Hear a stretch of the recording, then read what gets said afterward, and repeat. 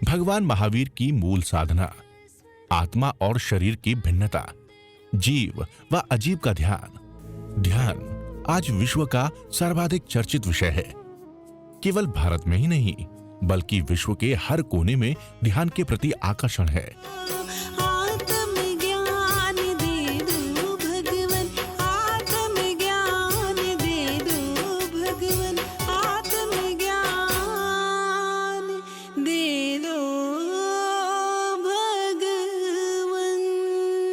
एक व्यवहार, एक निश्चय, दो बातें हैं। व्यवहार में माता पिता, गुरु, परंपरा, सब कुछ व्यवहार धर्म में आता है।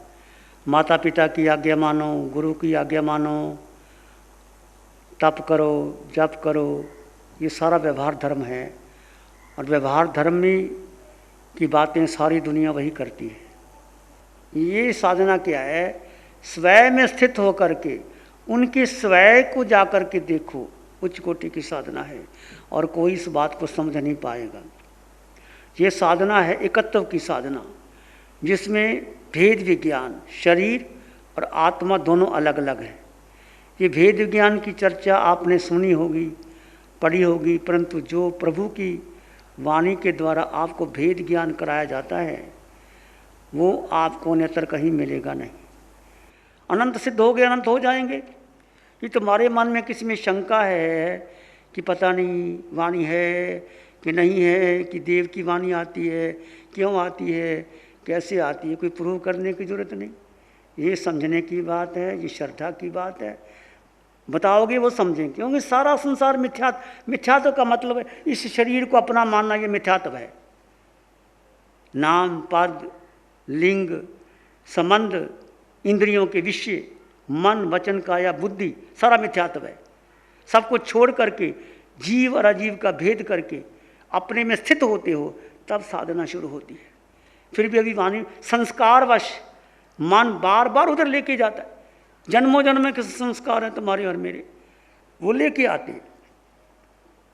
इसलिए बहुत सजगता की ज़रूरत है, बहुत विवेक की ज़रूरत है। और विवेक प्रति पल प्रति क्षण विवेक जागृत रहेगा तो आप समझ पाओगे, नहीं तो नहीं समझ पाओगे। जो जो आप समझे हैं उसको अच्छी तरह समझो। और ये साधना जो आपको मिली है, भेद ज्ञान, 3-4 बातें बहुत ज़रूरी है, समझ लेना। भेद ज्ञान, शरीर और आत्मा का भेद जितना बढ़ता चला जाएगा, जितना सूक्ष्म रेखा आ जाएगी, उतना आप आगे बढ़ जाओगे। और देह एक उपयोगी साधन है मोह कर्म को जीतने का। सारी परीक्षा इस पर आएगा। और अपने स्वभाव यानी दृष्टा भाव में रहना, मूर्छा जहाँ जहाँ आए उसको तोड़ना। ये आपकी विवेक की बात है, आपकी समझ की बात है, आपके निर्णय लेने की बात है। भेद ज्ञान जितना आपका बढ़ेगा, और जो मूर्छा शरीर के प्रति है, शरीर का मतलब इंद्रियां, मन, बुद्धि, संस्कार, धारणा, माता पिता, जो कुछ भी है, ठीक है वो घर में रहेंगे, उसका उपयोग करना है, पर उसको अंतर हृदय से अपना मत मानो, एकत्व में रहो। ऐसा नहीं कि वो बीमार हो गए, तुमने इलाज नहीं करवाना उनका, तुमको मैं तो अकेला हूँ, मेरा कौन है। ऐसा मत करना कि मैं अकेला हूँ। इलाज भी करवाना, उनकी आत्मा में अपनी आत्मा के दर्शन करना, अपनी आत्मा, उनकी आत्मा को देखना। ऐसा नहीं, भगवान ने ये भी कहा, जो गरीबों की, दीन दुखियों की सेवा करता है। भगवान ऋषभदेव के जीवानंदा वैद्य थे, उनकी एक साधु की जो कोढ़ हो गया था, उनकी सेवा की थी, मित्र थे, और उनको वहाँ से बोध प्राप्त हुआ, 13 भाव लेके मोक्ष गए। ऐसे किसी साधु साध्वी की सेवा करना, पर मुख्य बात है सेवा भी करो, सबको आदर भी दो, आत्मा से आत्मा का दर्शन करो, आत्मा को अधिक महत्व दो। स्वयं में जितना रमन करोगे, आप समाई करोगे, स्वयं में स्थित रह के करोगे, मन भटकेगा, कैसेट लगा लो, आपको पेन ड्राइव होगा, पेन ड्राइव में भी काफ़ी कुछ ध्यान साधना शिविर है, सोहम कोहम मैं मेरा, इसको बार बार सुनो, पक्का करो। ये बेसिक ध्यान बहुत ज़रूरी है। ऐसा नहीं कि मैंने एक शिविर कर लिया, बार बार करो, बार बार करो। सोहम कोहम मैं मेरा, जितनी बार करोगे पुष्ट होगा, पुष्ट होगा। और आपको ये बता दिया रात को सोना कैसे है, आपको ये बता दिया चलना कैसे है, उठना कैसे, भेद ज्ञान, हर बात में भेद ज्ञान। रात को सोते समय आप अपने आसन में आ गए, बिस्तर बिछा लिया, लेट गए, लेटने के बाद एक आसन स्थिर हो गए, कौशक की मुद्रा में आ गए, श्वास को देखा, धीरे धीरे केवली की भांति श्वास ली, उसके बाद सोहम उच्चारण कर लिया, उसके बाद सिर के सिरे से पाँव के अंगूठे तक अपने भीतर पूरे शरीर में भेद ज्ञान किया। आत्म स्पंदन और देह अलग अलग है, दोनों को भेद किया। भेद करते करते आपकी नींद लग गई, आप सो गए, तो आपके प्रगाढ़ बंधन नहीं होगा, हल्का बंधन होगा। फिर नींद खुल गई, फिर भेद ज्ञान, फिर आवश्यक क्रिया के लिए जाना पड़ा, उसमें भी भेद ज्ञान करो, हर क्रिया में भेद ज्ञान करो। पता नहीं किस समय आपकी धारा आगे बढ़ जाए। ज़रूरी नहीं कि ध्यान करते करते आपके 24, पता नहीं कब किस घड़ी में सुरती लग जाए और आपकी बात बन जाए। पर तब जब निरंतर निरंतर निरंतर निरंतर भेद ज्ञान करोगे। और आसव से बचना, अब आसव से बचने के लिए किया, हर जीव में आत्मा, पृथ्वी पानी अग्नि वायु वनस्पति बेंद्री तेंद्री चिरंद्री पचंद्री सब में आत्मा। अब घास पर नहीं चलेंगे, अनर्थ जीवों की हिंसा नहीं करेंगे, आराम श्रम नहीं करेंगे। आपको रसोई बनानी पड़ेगी, बनाएंगे, पर उसके भेद ज्ञान के साथ करेंगे। उसके बाद आलोचना करेंगे कि जो कटु वचन कह दिया। और भगवान जैसे आप अपने में स्थिर हो गए तो नियम प्रत्यय अपने आप पालन होगा, कुछ करने की जरूरत नहीं। जिसके अनंत भाव हैं, जिस स्वयं में स्थित हो गए, उनके असंख्यात रह जाएंगे, संख्यात के संख्या, असंख्यात के संख्यात, फिर हजारों वर्ष में एक निकट भवी हो जाएगा। निकट भवी से भूख जा सकते। कैसे कर्मों का बंधन होता है और कैसे कर्मों की नजरा होती है। नजरा भी फटाफट होती है यदि आप अपने स्वभाव में स्थित हो गए, और कोई कारण नहीं। यदि आप स्वभाव को छोड़ दिया और मूर्छा में चलेंगे तो कर्मों का बंधन बहुत सूक्ष्म मार्ग है, वितराग मार्ग। ये पंचम काल में लुप्त हो गया मार्ग, क्योंकि समझ में नहीं आता, कोई बताने वाला नहीं, कोई केवल ज्ञानी नहीं, कोई मन परिज्ञानी अवधि ज्ञानी नहीं। जो लिखा हुआ है वो लिखा हुआ है। हम भी ऐसा लिखते पढ़ते थे। हम अपनी बात करते हैं आपके सामने। हमने शास्त्र पढ़े, लिखे, PhD, लीड, किताबें लिखी, सब कुछ कर लिया और उपदेश भी दे दिया, और लोग हमें प्रशंसा करने लगे। पर हुआ कुछ नहीं, थोथा चना बाजे गना, ये हाल हमारी थी। आत्मा का अनुभव नहीं आया था। प्रभु की कृपा हुई जब, तब लगा। आत्मा का अनुभव अभी आपको आया 7 दिन में, 4 दिन में शुरू होता है, शिविर पूरा हो जाता है, आप चले जाते हो। इसलिए अनंत कृतज्ञता, जब भी आप बैठो साधना में, प्रभु को नमोत्तरंग के पार से वंदना करो। अंग अंग प्रभु की साता, प्रभु के साकार निराकार को, आपके साकार निराकार को भावपूर्वक वंदन करो कि प्रभु आपने, हम पात्र नहीं थे, इतना दे दिया। और शासन देवों को वंदन करो, दृश्य दृश्य। फिर वीतराग साधिका निशा जी के प्रति अनंत अनंत कृतज्ञता और नमन का भाव रखो। जिस बच्ची ने वहाँ से कहा महाविदय और कहा हम बैठे बैठे आपको साधना मिल गई। तुम जाओ महाविदय में, तुम्हें पूछने वाला कोई नहीं। वहाँ 500 धनुष की काया और तुम इतने से लगोगे, इतने ठिकने से, तुम्हें कोई पूछेगा नहीं, नंबर भी नहीं आएगा। पहले जा ही नहीं सकते, कैसे जाओगे? पर कोई तुम्हारा पुण्य है, तुम्हें साधना मिल गई। जिसने तुम्हारे उसके प्रति कृतज्ञता का भाव, किसी ने आपको मार्ग भी बताया, उसके प्रति कृतज्ञता का भाव।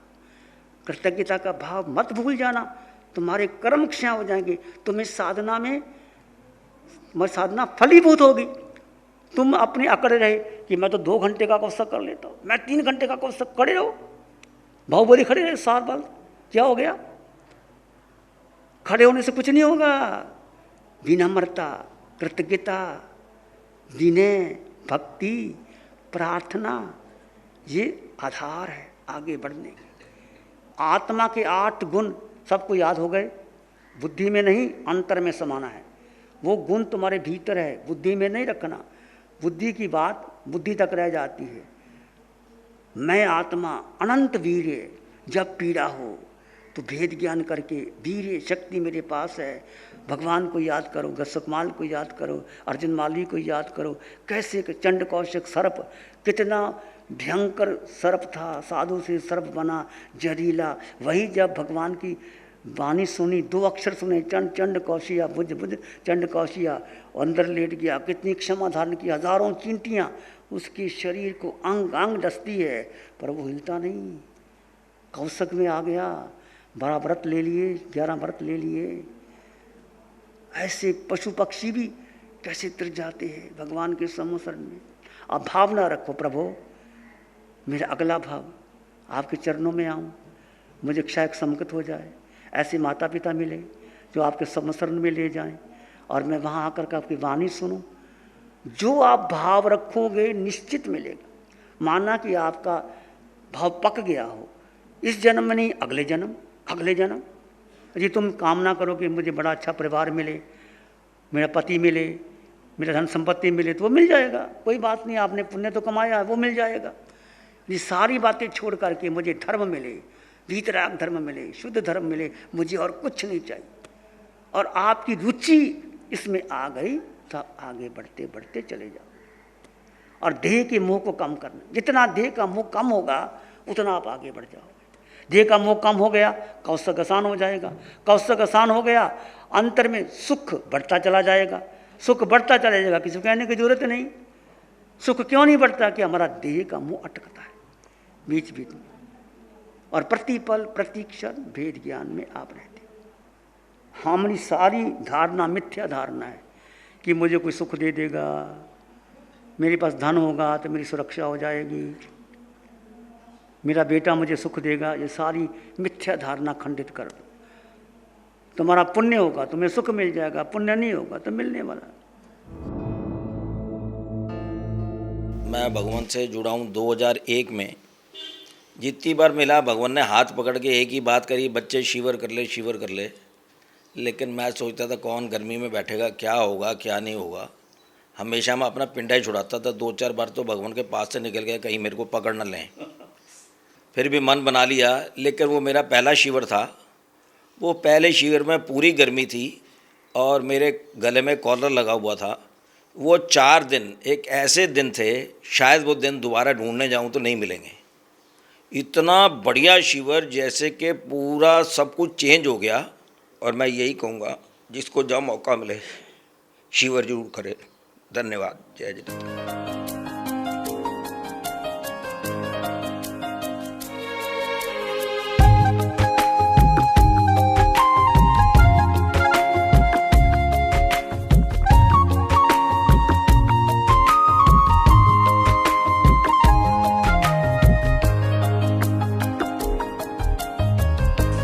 ध्यान करेंगे, आंखें बंद कर लीजिए। मन वचन काया शांत, शरीर शांत, विचार शांत, सृष्टि शांत, वातावरण शांत, हर दिशा हर किनारा शांत शांत शांत। सिर के सिरे से पांव की अंगूठे तक अपने भीतर शुद्ध चेतना का एहसास कीजिए। भेद विज्ञान कर दीजिए, जड़ चेतन का भेद। केवल आत्मा, आत्मा निर्विकल्प निर्विचार आत्मा। आत्मा का रंग नहीं, रूप नहीं, वर्ण नहीं, गंध नहीं, रस नहीं, स्पर्श नहीं। आत्मा खाती नहीं, पीती नहीं। जो श्वास आ रहा है, जा रहा है, उस आते जाते श्वास के साथ रहें। मैं आत्मा हूँ, मैं सत्य हूँ, त्रिकाल सत्य हूँ, अटल सत्य हूँ, परम सत्य हूँ।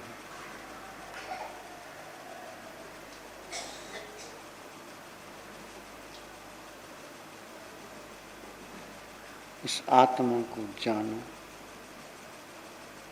और देखो आत्मा का स्वभाव, इसमें रमन करो। इसी में एक लंबा गहरा श्वास लें और यंत परमात्मा के चरणों में अनंत कृतज्ञता ज्ञापन करें। एक और लंबा गहरा श्वास, अरिहंत परमात्मा को नमन और वंदन। दोनों हाथों को आंखों पे ले जाएं, हल्का सा स्पर्श, धीरे से आंखें खुल सकती हैं।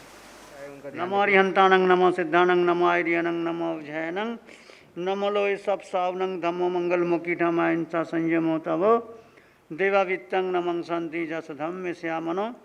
श्री चत्तारी मंगलम, अरहंता मंगलम, सिद्धा मंगलम, साहु मंगलम, केवली पनतो धम्मो मंगलम। चत्तारी लोगोत्तम, अरहंता लोगोत्तम, सिद्धा लोगोत्तम, साहु लोगोत्तम, केवली पनतो धम्मो लोगोत्तम।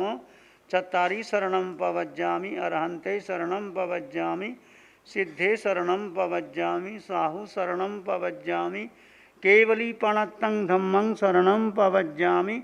चार शरण दुख हरण जगत में और न